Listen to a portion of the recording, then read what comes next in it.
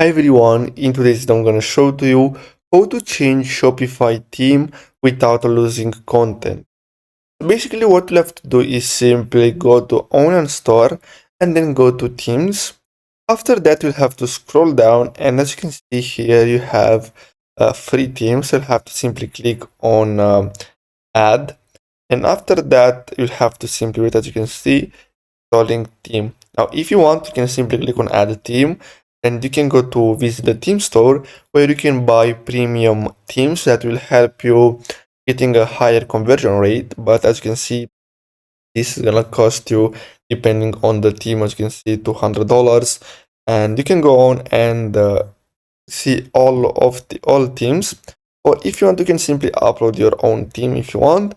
But as you can see, I have this theme here, so as you can see, just add it. So all you have to do is simply click on publish, and basically Shopify will automatically transfer all the content and products to this theme. Of course, you're gonna have to make some changes, so you'll have to simply go on and look at all the images and all the descriptions and make sure that all of them are in the right place. But overall, Shopify will keep all the content with the new theme from the old one, basically.